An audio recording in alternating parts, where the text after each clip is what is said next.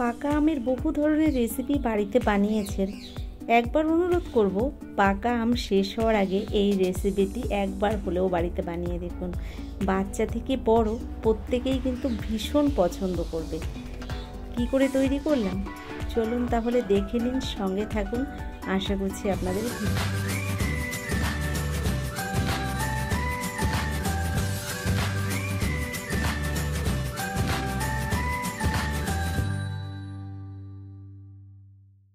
এখানে দেখুন একটা বোল নিয়েছি আর বোলের উপর একটা স্ট্রেনার বসিয়ে দিয়েছি, তার উপর একটা পরিষ্কার সাদা কাপড় ছড়িয়ে দিলাম। এর মধ্যে আমি 500 গ্রাম টক দই জল ঝরিয়ে নেব। প্রথমেই আমি টক দইটাকে পরিষ্কার কাপড়ের মধ্যে ঢেলে দিলাম। ও আচ্ছা, আপনাদের তো জানানো হয়নি আমি আজকেই তৈরি করছি। নমস্কার বন্ধুরা, আমি তন্দ্রা। আজ তৈরি করে দেখাবো ম্যাঙ্গো ভাপা দই। তো সম্পূর্ণ ভিডিওটি আপনাদের কাছে অনুরোধ রইল, আপনারা দেখবেন, আশা করছি আপনাদের ভীষণ ভালো লাগবে। দেখুন এখানে আমি দইটাকে ভালো করে জল ঝরিয়ে নিয়েছি, আর দইটা জল ঝরানো হতে হতে আমি বাকি উপকরণগুলো রেডি করে নেব। আপনারা বিভিন্ন ধরনের রেসিপি আম দিয়ে বানিয়েছেন, তবে একবার অনুরোধ করব, পাকা আম শেষ হওয়ার আগে এই ভাপা দইটা একবার বাড়িতে বানিয়ে দেখবেন। বাচ্চা বড় সকলেই ভীষণ কিন্তু পছন্দ করবে, কারণ এতটা ভালো হয় খেতে, আপনারা একবার বানানোর পরেই বুঝতে পারবেন। এদিকে জলটা ঝরানো হতে হতে আমি দেখুন এখানে বড় সাইজের একটা আম নিয়েছি, আর এটা ন্যাংরা আম রয়েছে। আমটাকে ভালো করে আগে থেকেই ধুয়ে নিয়েছি। আমি আমটাকে কেটে নিচ্ছি। দেখুন, তো আমটাকে এখানে কেটে আমি এখানে একটা মিক্সির জার নিয়েছি, মিক্সির জারের মধ্যেই দিয়ে দেব।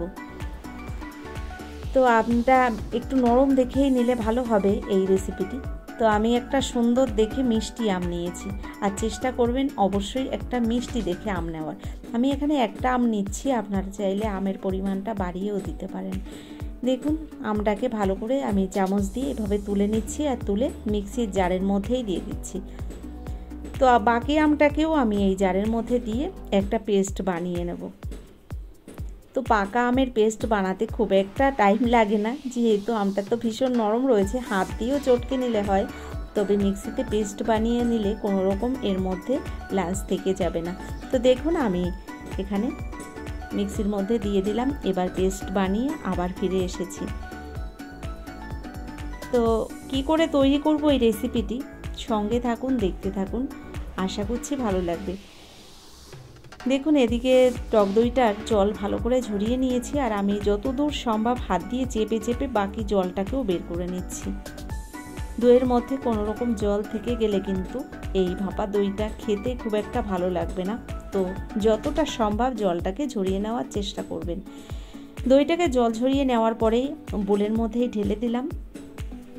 এবার এর মধ্যে বাকি উপকরণগুলো এক এক করে আমি দিয়ে দেব। পেস্ট করে রাখা আমটা দিয়ে দিচ্ছি আমি এই দইয়ের মধ্যে। জল ঝরানো দইয়ের মধ্যে আমি পাকা আমের পেস্টটা দিয়ে দিলাম। এবার দিয়ে দিচ্ছি এর মধ্যে দেখুন কিছুটা কনডেন্স মিল্ক। এখানে আমি 5 থেকে 6 চামচ পরিমাণে কনডেন্স মিল্ক নিয়েছি, সেটা দিয়ে দিলাম আমি এই টক দই আর আমের মধ্যে। ভালো করে এবার ফেটিয়ে নেব, একসঙ্গে মিশিয়ে নেব কনডেন্স মিল্ক আর আমের পাল্প আর টক দই। তো সব কিছু একসঙ্গে বেশ ভালো করে আমি কিন্তু এভাবে মিশিয়ে নিচ্ছি। তো চামচ দিয়ে কিন্তু ভালো মেশানো হচ্ছে না, তা আমি এখানে একটা হ্যান্ড উইস্কি দিয়ে ভালো করে মিশিয়ে নেব। দেখুন একটা হ্যান্ড উইস্কি দিয়ে আমি সুন্দর করে কিন্তু মিশিয়ে নিচ্ছি। এই ফেটানোটা যত সুন্দর হবে, ভাপা দইটা কিন্তু তত সুন্দর দেখতে হবে। তো একটা স্মুদি পেস্ট আমি বানিয়ে নিয়েছি। দেখুন এখানে সব কিছু একসঙ্গে ভালো করে ফেটিয়ে নিয়েছি, আর ফেটানোটা ঠিকঠাক প্রায় হয়ে গেছে। তবে এর আগে আমি আরেকটা উপকরণ মিশিয়ে দেবো এর মধ্যে। এখানে দেখুন আমি 2টো এলাচ একটু গুঁড়ো করে নিয়েছি, সেটাই দিয়ে দিলাম এই আমের মিশ্রণের মধ্যে। এটা একদমই অপশনাল, আপনারা যদি পছন্দ করেন তাহলে দেবেন, পছন্দ না করলে দেওয়ার কোনো দরকার নেই। যেহেতু পাকা আমের একটা সুন্দর ফ্লেভার রয়েছে, এখানে এলাচ গুঁড়োটা না ব্যবহার করলেও বেশ ভালোই লাগবে খেতে। তো কিছুক্ষণ টাইম ধরে এভাবে আমি টক দইটাকে ফেটিয়ে নিয়েছি, আর আস্তে আস্তে ফেটানো হতে হতে দেখুন কতটা ফুলে উঠেছে। তো এভাবে আরও কিছুক্ষণ আমি ফেটিয়ে নেওয়ার পরে এখানে কিন্তু ব্যাটারটা পুরোপুরি রেডি হয়ে গেছে। দেখুন কতটা ফুলে গেছে, আপনারাই দেখে বুঝতে পারছেন। আপনাদের একবার আমি দেখিয়ে দিচ্ছি কতটা সুন্দর স্মুদি হয়েছে। দেখুন এখানে দেখুন একটা আমি বাটি নিয়েছি, আর বাটির মধ্যে হালকা করে একটু সাদা তেল মাখিয়ে নিলাম। এর মধ্যে এবার যে মিশ্রণটাকে আমি রেডি করে নিলাম সেই দইটাই দিয়ে দিলাম এই বোলের মধ্যে। তো এভাবে দেওয়ার পরে আমি ভালো করে একটু ট্যাপ ট্যাপ করে দিচ্ছি যাতে কোনো রকমের মধ্যে লাঞ্চ না থেকে যায়।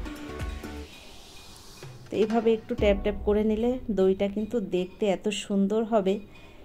একদম সহজ রেসিপি। আমি যে রেসিপিগুলো আপনাদের দেখাই খুব সহজভাবেই তৈরি করে দেখাই।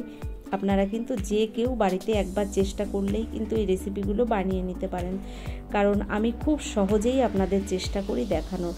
এখানে দেখুন একটু ফয়েল পেপার নিয়ে আমি ভালো করে এই বোলটার মুখটাকে আটকে দিলাম। সুন্দর করে এভাবে আটকে দিয়েছি, সিল করে দিয়েছি যাতে কোনো রকম হাওয়া বাতাস বেরিয়ে না যায়।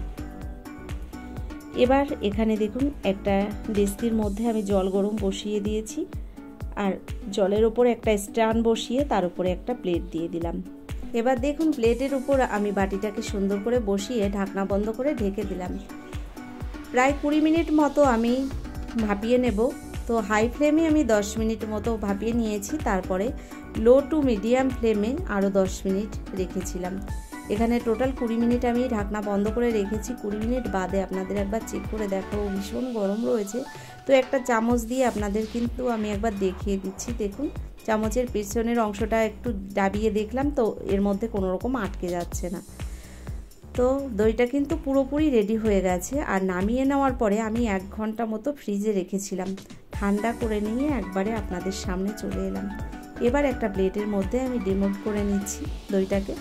তো এভাবে উল্টে দিয়ে একটু আস্তে করে প্রেসার দিলেই দইটা কিন্তু সুন্দর কেকের মতো দেখুন সেট হয়ে বেরিয়ে এলো। কত সুন্দর দেখুন তৈরি হয়ে গেল ম্যাঙ্গো ভাপা দইটা। এত সহজে একটা রেসিপি। এবার আমি এখানে একটা পাকা আম নিয়েছি, আর আমটাকে সুন্দর করে কেটে নিচ্ছি একটা ছুরি দিয়ে। এটা জাস্ট ডেকোরেশনের জন্য আমি ব্যবহার করছি। আপনারা বিভিন্ন ধরনের ড্রাই ফ্রুট দিয়েও ডেকোরেশন করে নিতে পারেন, তবে আমি আম দিয়ে বানিয়েছি তাই আম দিয়ে একটু ডেকোরেশনটা করে নিলাম। তো এখানে দেখুন আমটাকে আমি ছোট ছোট সাইজে কেটে নিয়েছি টুকরো টুকরো করে, আর এগুলোকেই একটু এই ভাপা দইয়ের উপরে আমি সাজিয়ে দিচ্ছি। একদম সহজভাবেই দেখুন, আপনারা আরও সুন্দর করেও সাজিয়ে নিতে পারেন, বিভিন্ন ধরনের ড্রাই ফ্রুট ব্যবহার করতে পারেন। আমি আর কিছুই ব্যবহার করলাম না, শুধুমাত্র কিন্তু আম দিয়েই সাজিয়ে নিলাম। তো বন্ধুরা, কেমন লাগলো আমার এই ম্যাঙ্গো ভাপা দই রেসিপিটি? যদি আপনাদের এই ভিডিওটি ভালো লেগে থাকে, এখনও একটা লাইক দিতে ভুলে গেছেন, অনুরোধ করব অবশ্যই একটা লাইক দিয়ে। যে সমস্ত বন্ধুরা এখনও আমার চ্যানেলটিকে সাবস্ক্রাইব করেননি, অবশ্যই আমার চ্যানেলটিকে সাবস্ক্রাইব করে আমার ভিডিওর পাশে থাকা বেল আইকনটি ক্লিক করে নোটিফিকেশানটা অল করে দেবেন। তাহলে কি হবে, আমার ভিডিও আপলোড করার সঙ্গে সঙ্গে তার নোটিফিকেশানটা আপনার কাছে পৌঁছে যাবে। আপনি টাইম মতো ভিডিওটি দেখে নিতে পারবেন। যে সমস্ত বন্ধুরা ফেসবুক থেকে ভিডিওটি দেখছেন, আপনাদের কাছে অনুরোধ করব অবশ্যই ভিডিওটি দেখার পরে যারা এখনও আমাকে ফলো করেননি, অবশ্যই আমাকে ফলো করে আমার পাশে থেকে যেতে পারেন। অসংখ্য ধন্যবাদ এতক্ষণ ধরে আমার এই ভিডিওটি দেখার জন্য। সকলকে অন্তর থেকে জানাই অনেক অনেক ভালোবাসা। ভালো থাকবেন সবাই, সুস্থ থাকবেন। আবার দেখা হচ্ছে পরে।